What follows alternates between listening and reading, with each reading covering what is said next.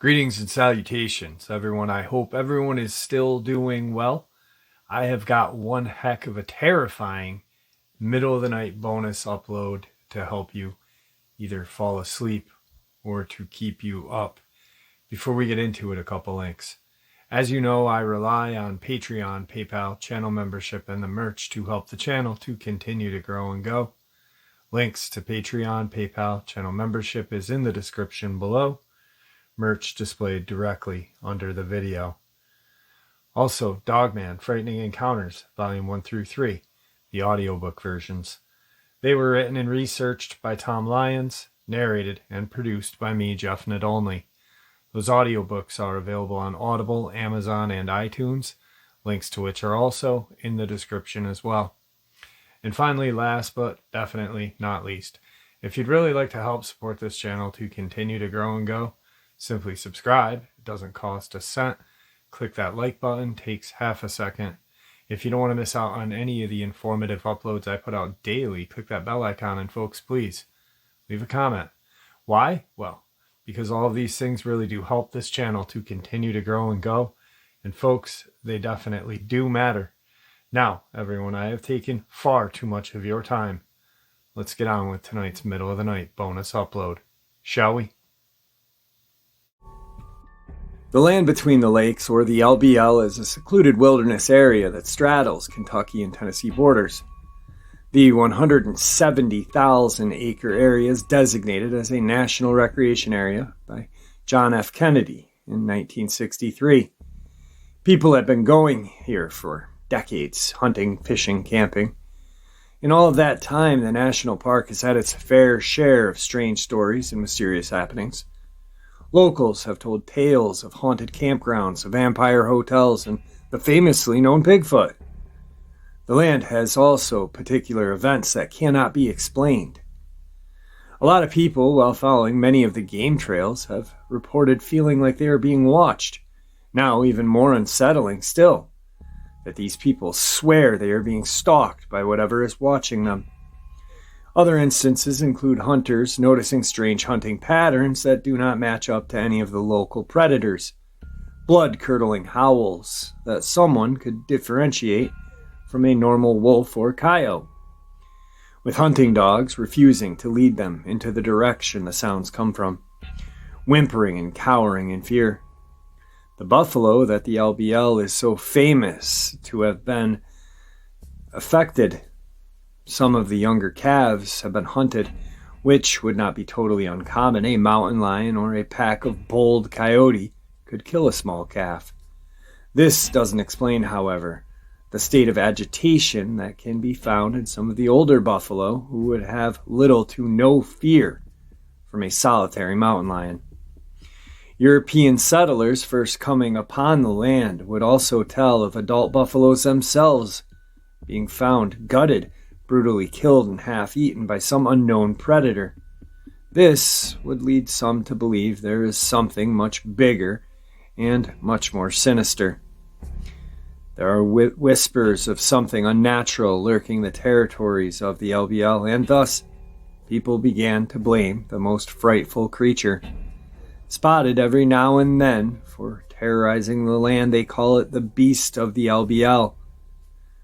Almost all descriptions match up consistently. It stands a little over 7 feet tall, the creature itself looking like a wolf standing and walking on its hind legs, sporting clawed hands, huge jaws packed with wicked teeth, dark shaggy fur, and glowing red eyes that stare wildly at those it sees. Most typically, eyewitnesses smell it before they spot it, a rotten stench heralding the beast's arrival. With all things considered, the beast is perhaps one of America's werewolf-like creatures, like the Beast of Bray Road and the Rougarou, that are said to roam the dark woodlands and swamps of the undiscovered, known by some as the Dogman. The upbringing of the beast is a mystery, and many have told their own tale on the creature's origins.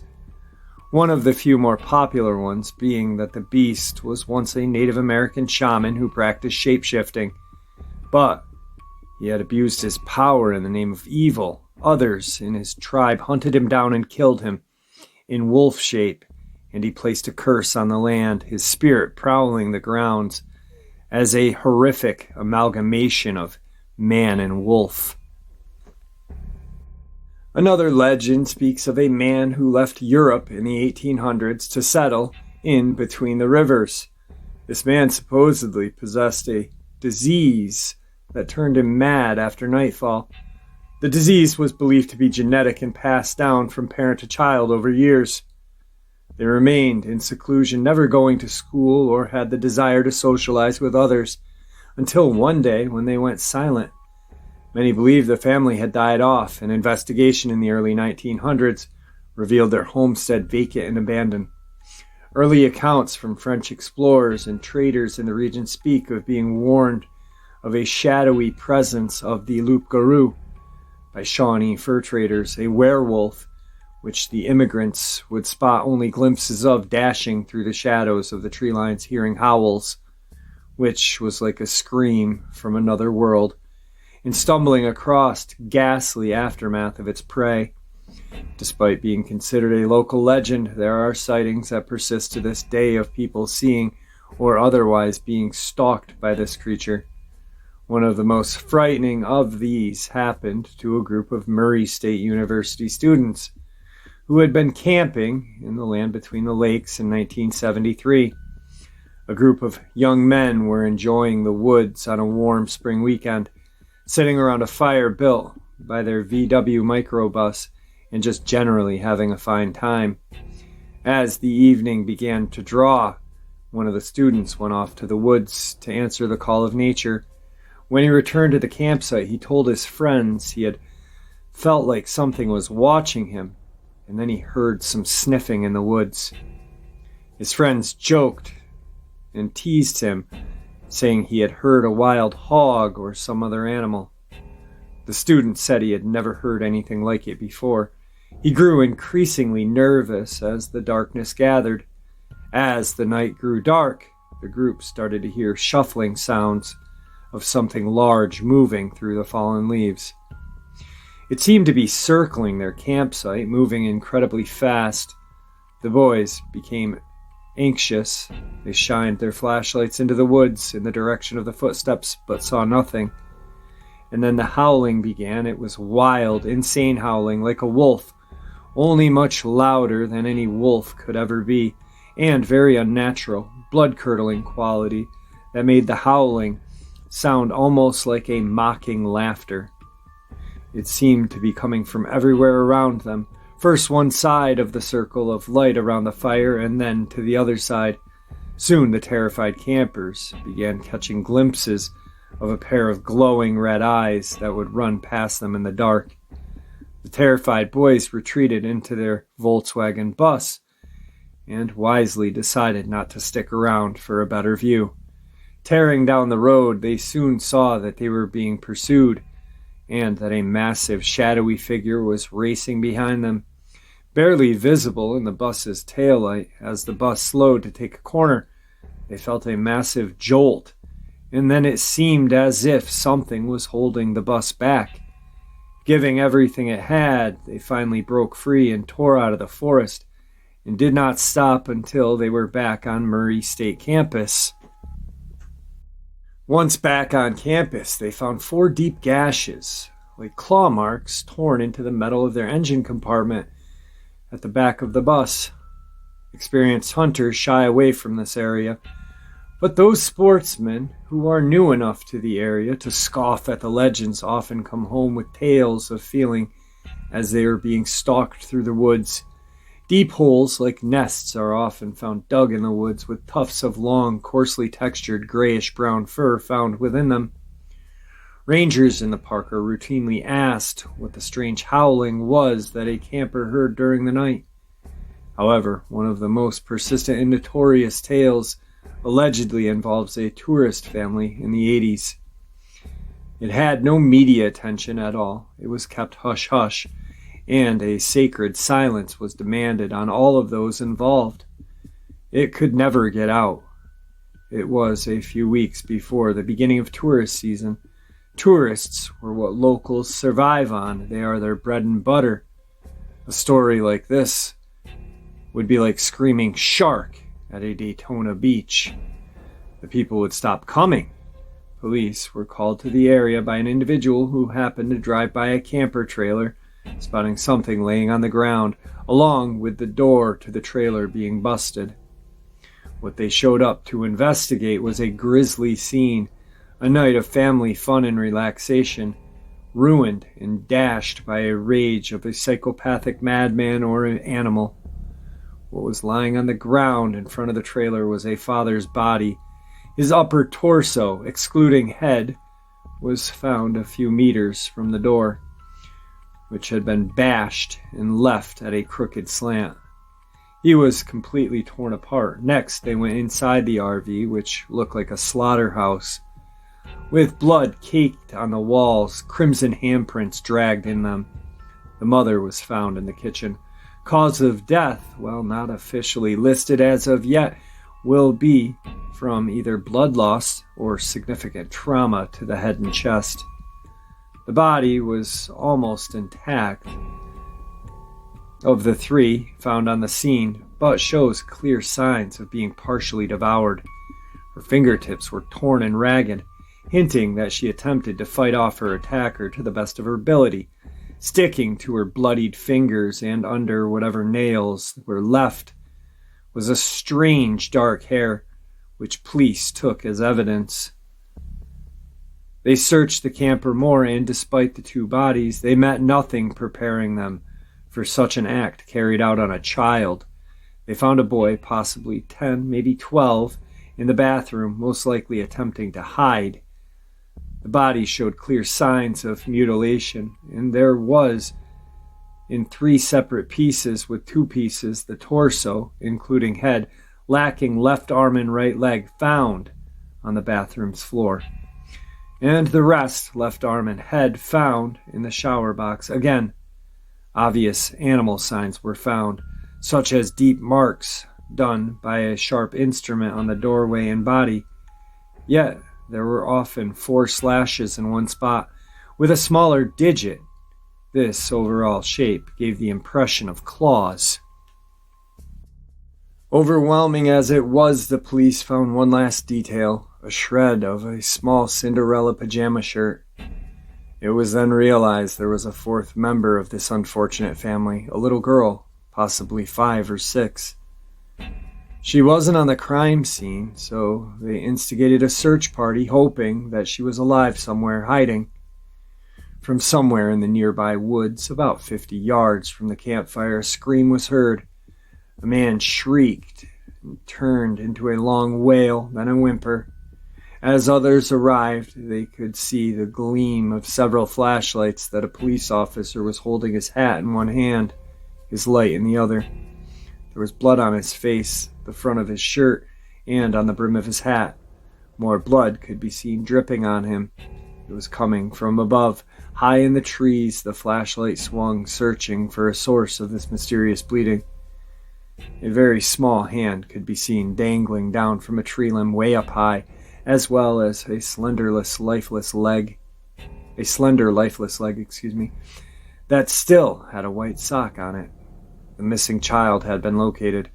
The blood first hit his hat, making him look up, and then feeling the thick, cold fluid sprinkling on his face, then sliding down his neatly buttoned shirt.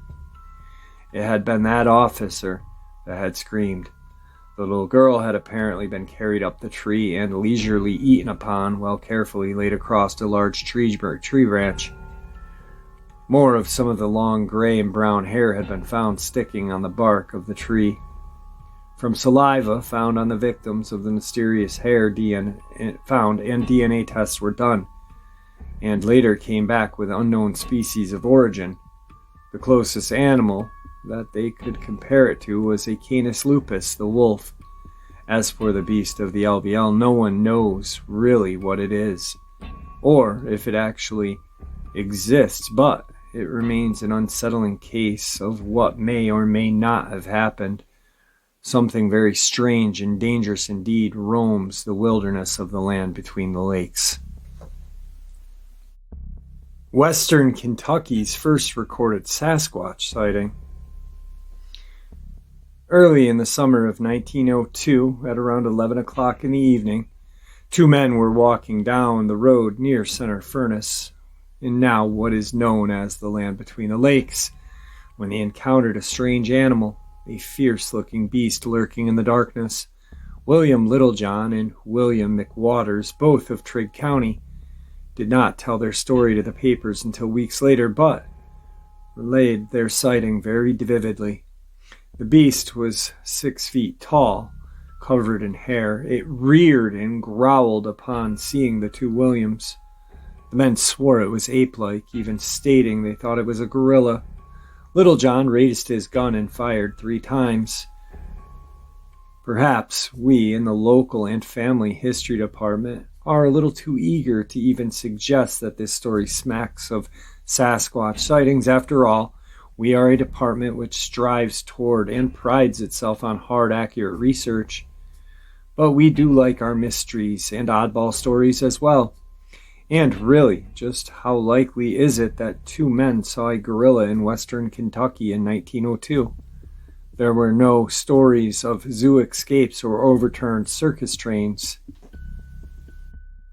While the Bigfoot sighting craze didn't truly hit its stride until 1950s, accumulating with the release of the notorious Patterson Bigfoot video in the late 60s, legends abound in oral traditions of ape-like creatures wandering the woods, mountains, and countryside, and not just in the United States, but on every continent except Antarctica.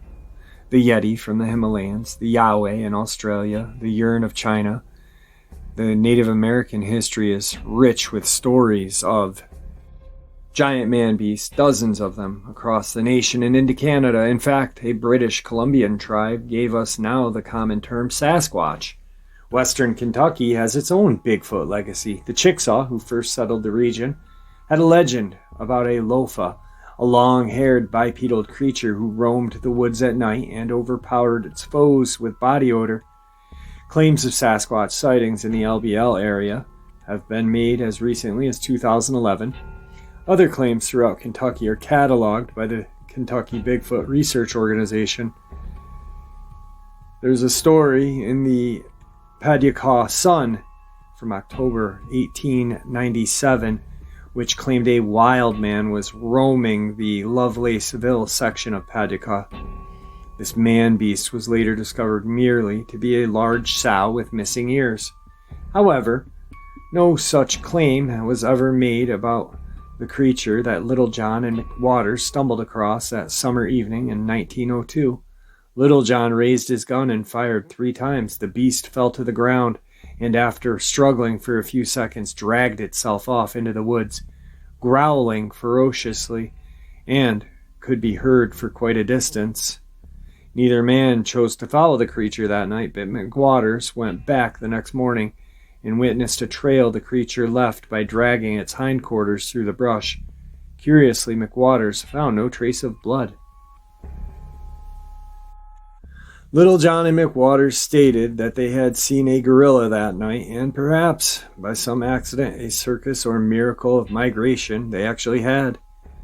The theory of Occam Razor would suggest that the creature was a black bear, though you'd think country boys like those would have known a bear if they saw one. Beside black bear, which were never very common in western Kentucky anyway, were essentially eliminated from the whole state of Kentucky by the early 1900s.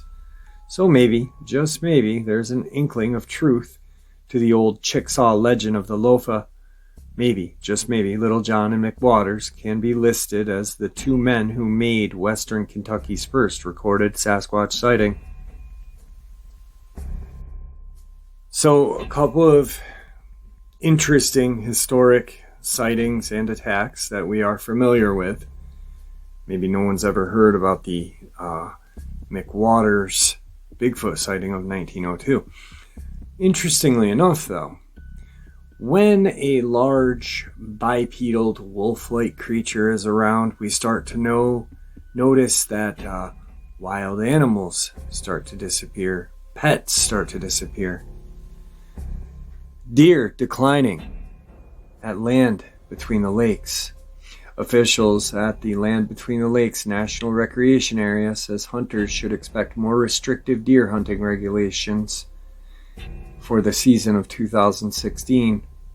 Kentucky archery deer hunters can expect more restrictive regulations for the Land Between the Lakes for 2016-2017. The reason? Deer numbers are dwindling on the 40-mile long, 10-mile wide, heavily timbered peninsula that separates Lake Barclay and Kentucky Lake. That includes parts of Lyon and Trigg County in Kentucky and Stewart County in Tennessee, according to the L.B.L. Wildlife Program Manager Steve Blomer. We have seen a decline in deer numbers, said Blomer, especially on the Kentucky side. Major change for Kentucky hunters will be the elimination of a bonus deer, with the exception of the L.B.L. youth quota hunt. All deer taken off the L.B.L. in 2016 will count toward the regular season's bag limit. Currently, L.B.L. deer are bonus deer and do not count towards the statewide bag. The archery deer bag limit will also be reduced from 2 to 1, and the Kentucky L.B.L. archery season will be trimmed to make it concurrent with the Tennessee L.B.L. archery hunt, which typically opens in late September and runs through early January. Neither Kentucky State Wildlife nor federal L.B.L. game officials could provide an estimate of the L.B.L. deer herd, but both Blomer and Gabe Jenkins, deer program coordinator for Kentucky Department of Fish and Wildlife Resources, are convinced that the L.B.L. deer numbers are in decline.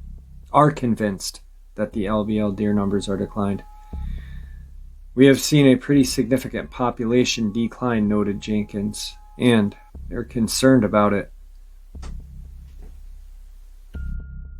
So, you can kind of write off you can kind of write off rabbit or squirrel or, pheasant, stuff like that. Decline to coyote, bobcat, what have you. But when a large number of deer start to decline, and we're not talking 20s, we're talking hundreds, maybe thousands, start to decline, then there's something strange going on. There's an apex predator in that area, taking out mass amounts of deer. Why? Because they are so large. Not the deer, but the predator is so large that it needs to consume on the next largest prey, which would be deer, maybe buffalo. But deer are, I'm assuming, easier for a dogman to hunt. How about you? What do you think? Anyway, that just points to me that the dogmen are alive and well in L.B.L. Up near the L.B.L., and there's a place called the Vampire Hotel that was actually a foundation for a hotel during the 20s that was torn down in the 90s. Now, I've never personally met a vampire in Murray or around L.B.L., and I have no clue as to why people call it the Vampire Hotel, but we have spent many nights partying there. We never saw anything weird except for melting candles. I do, however, have a story that was told to me by my two uncles at the bottom near Marshall County in Callaway, very close to Kentucky Lake, which is the L.B.L. basically. It scared the crap out of me when I was a kid because they swore they would never go back to the area. They were real outdoorsmen who didn't get scared, so I thought.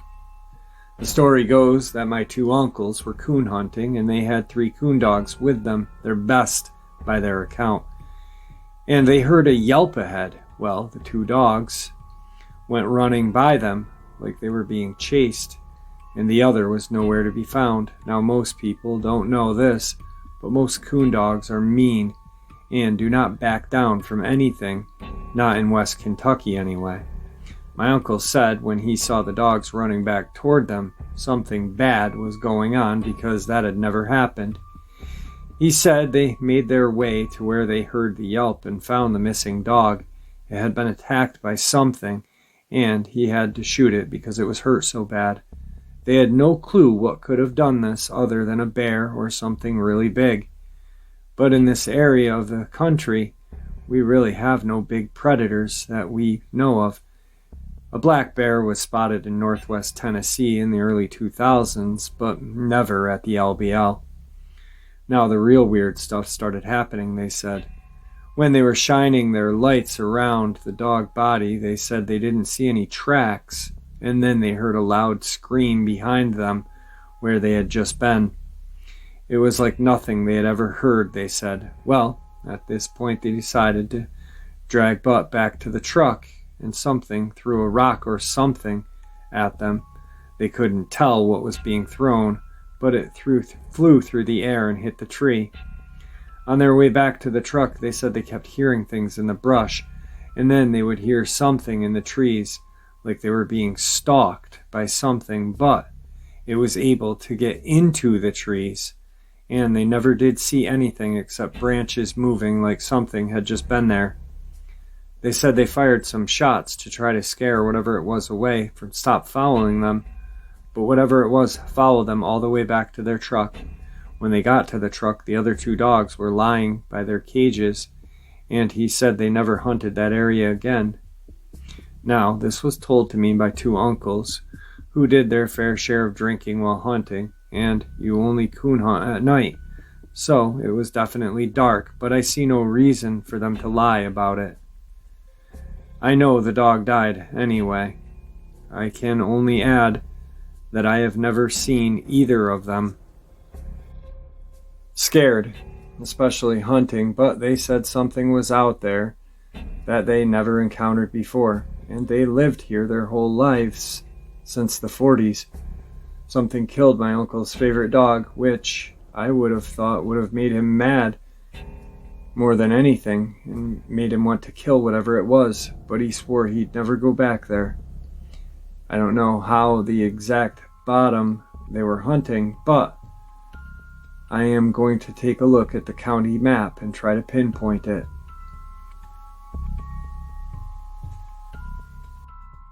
I moved to a small town near the L.B.L. when I was 16. That was in the late 80s. I'd left Detroit and moved into the country with my dad.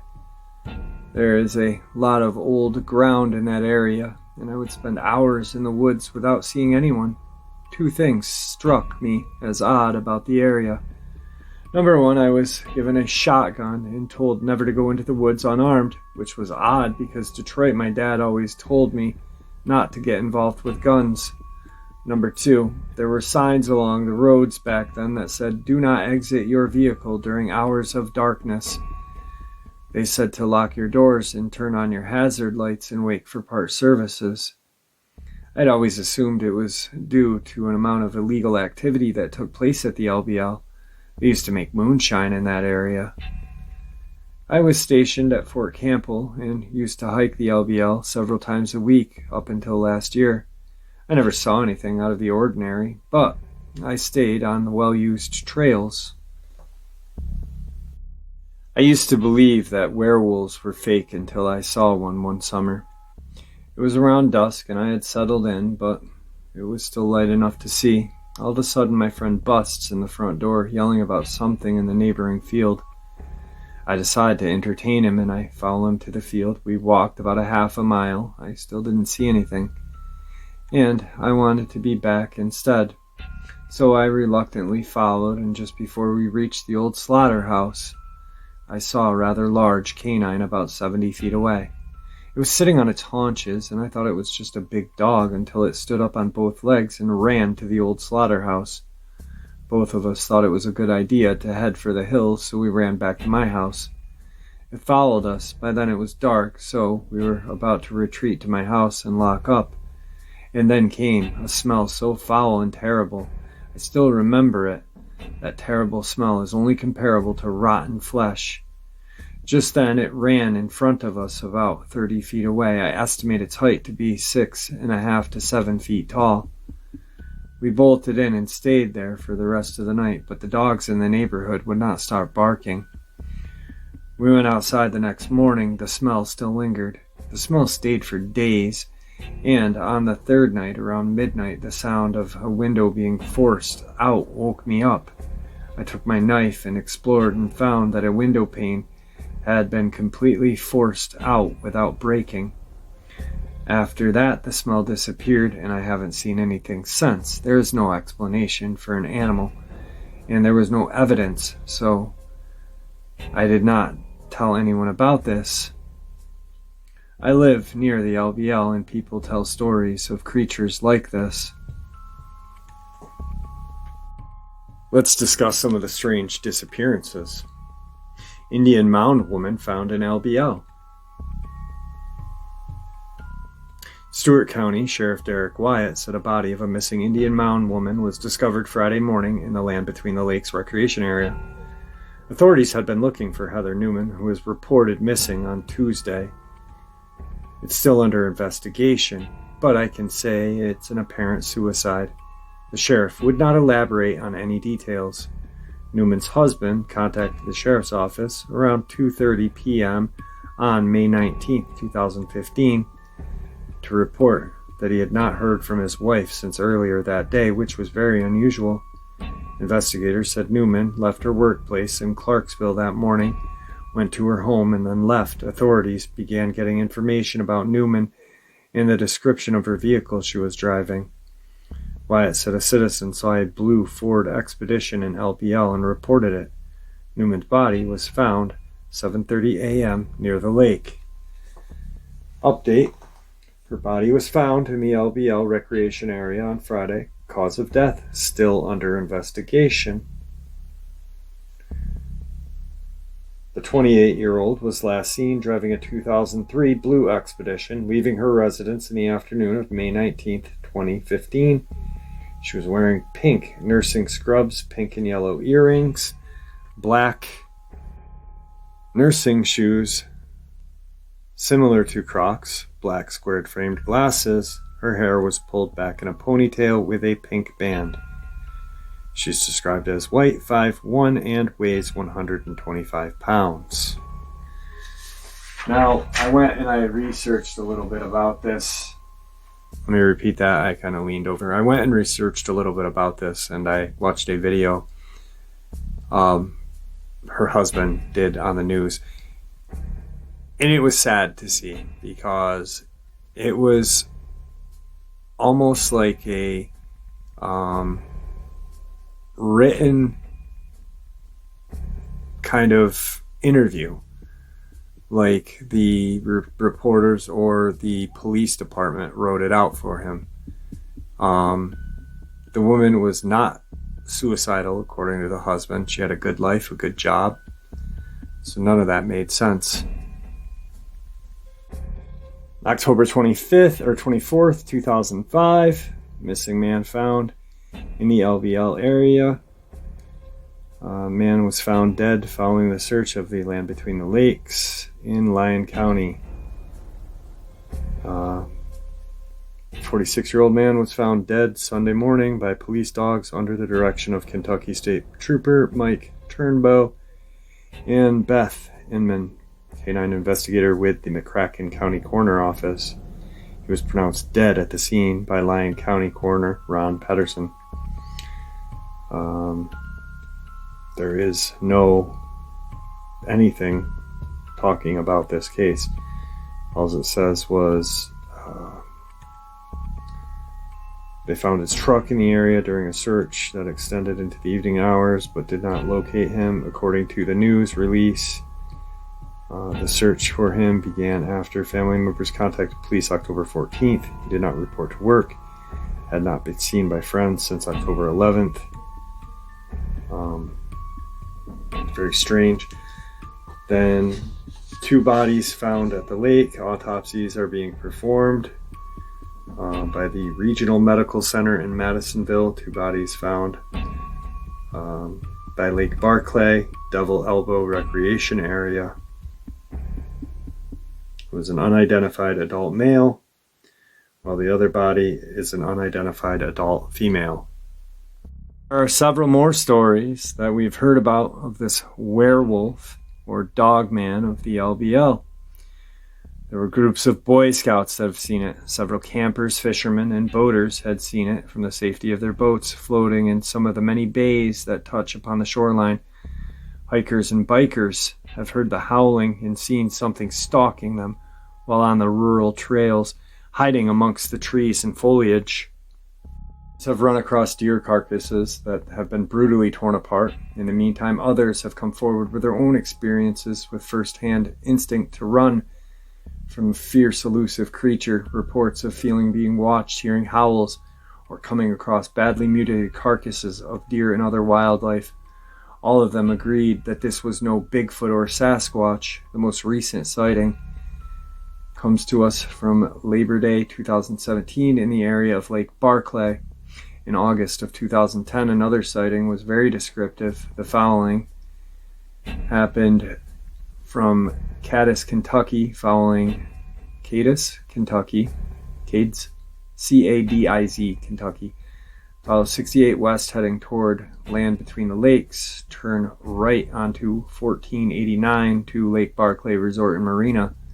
The incident took place about 2 miles up from the Kentucky 1489 road from Kentucky 68. The area of the sighting took place in a heavily wooded area along the edge of the main road connecting Kentucky 68 to Lake Barclay Resort and Marina.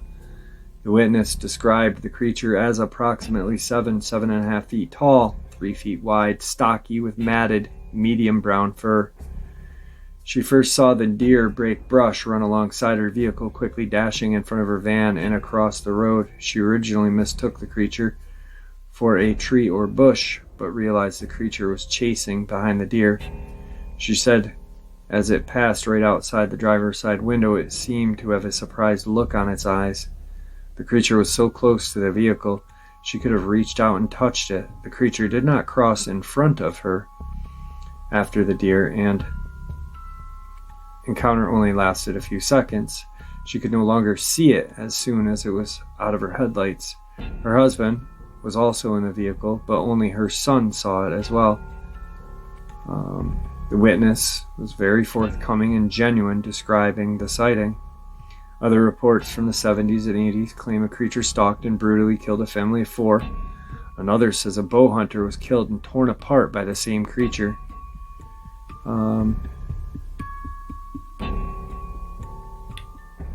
Almost all the incidents concerning the beast come from the areas north of Highway 68 and 80. Bigfoot sightings have come from various areas nearby, but not in the area of the Dogman. Strange, a person who actually saw the Dogman shared their experience. She described the odor of the creature the same as the other sightings.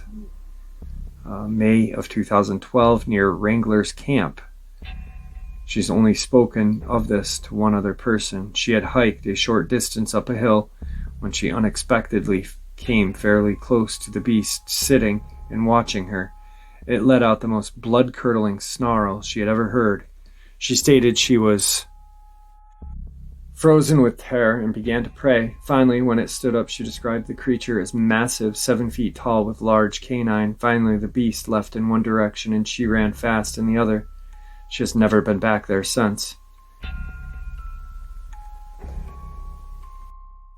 Now, we heard mention of a couple of landmarks, so I'm going to give you some history of those landmarks. The Vampire Hotel is an abandoned structure near Kentucky Lake in the land between the lakes. The stone and concrete structure was partially torn down in the 60s with the creation of the L.B.L, but part of it still remained. It's one of just a handful of remaining structures in the L.B.L, not completely removed. Throughout the 90s, it had become a popular hangout spot with locals, some of whom are less reputable. The structure itself was a single-story home that belonged to Dorothy B. Keith. The stone and frame home was built sometime after the creation of Kentucky Lake and was used as a vacation home. The home was fairly luxurious at the time. It featured a walkout basement into a stone-shaped archway. In the middle of the patio was a cistern which is still visible today. Bathrooms and staircases flank the building, going to the first level, which contained a large chimney. The chimney also went down into the basement and had a fireplace on each side. Inside the basement was a large room with several large windows, which would have provided a grand view of the Kentucky Lake. The walkout basement was symmetrical, which would have suggested some type of commercial business, such as a hotel. The one exception to the symmetry was a room in the back of the basement toward the right. It is unclear what this room was used for, but what we do know is that this was a residence, not a hotel. Other features of the property include a sandbox to the north of the home, which is completely intact. Also marked on the property sketch at the right of the location is pathways, roads leading to the home. A stone pathway and paved road leads to the home are still intact. The walkout basement was torn down initially in the 60s and remained until sometime in 97. So up until then, it was one of the few remaining covered structures in the L.B.L. due to its close proximity to US 68 and its overall mysterious flair. It became a popular place to hang out. Despite numerous rumors, nothing substantial has ever occurred in this site. Some of the rumors include animal sacrifices, blood-drinking rituals. No vampires, murders, or anything of that nature has happened, with the Vampire Hotel spray painted across the front of the building. This site really received national media attention in 96 and 97 after an infamous incident that did not occur at the site took place, which we are not going to go into details in the incident. But this site clearly has nothing to do with it. National media attention included NBC's Unsolved Mystery, which carried some footage from the site. After all the negative publicity, the remaining portion of the hotel was torn down. Also today we heard mention of the Hotel California. This clearly was not a hotel, not big enough, but surely it wasn't a house due to its concrete block and somewhat fortified build. It was a home. It was built sometime before the creation of the L.B.L. by a riverboat captain named Grover Marler. He built the place as a retirement home for him and his wife. There were some old photos. The home had a driveway leading up to it from Old State Highway, Kentucky 522, the old logging road. It's on an old logging road. So nothing ever occurred there as well. It's just a creepy building that gives a flare of mystery to the L.B.L. I mean, you've got creepy buildings, you have supposed military gun ports or structures, which there are no photos of. I've been searching for them online, and I'm sure people will find them, but they really are not.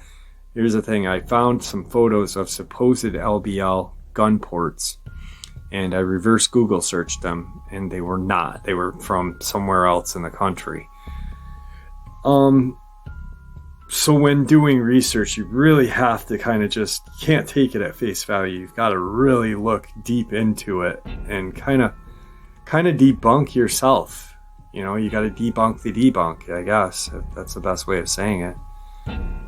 But yeah, I mean, the L.B.L. is steeped in mystery, steeped in paranormal. Here's a little bit more for you. There's supposed to be a phantom trucker. A trucker was allegedly killed in an accident, and now his ghostly truck follows patrons through the land between the lakes at night, but disappears before leaving the park. Supposedly, the sightings are focused on 68 and 80. This is a very creepy and final part of the upload. A man familiar with this area and its folklore, having disregarded all of the scary stories, he had camped in this area many times and was unconcerned with what may be hiding in the shadows. on this particular night, his opinion changed. Him and his friends decided to camp on the northeast side of the land between the lakes, on the bank of Lake Barclay. Now, all of the sightings, mainly all of the sightings of the Dogman, have been on the north side. Him and his wife pitched their tent on a hill while their friends made camp on the shore about 30 feet below. As night fell and darkness came over the campground, he began to feel an overwhelming sense of dread and urgency to move his tent. He described his experience as though someone was watching him, or at least he was not alone. A very sensible and logical man, he couldn't shake the feeling of fright and found it absolutely necessary to relocate his makeshift dwelling. Some may brush this feelings off as part of the course while being backcountry camping. After all, being completely outside of your element can put you on edge. But the stories don't end with this one.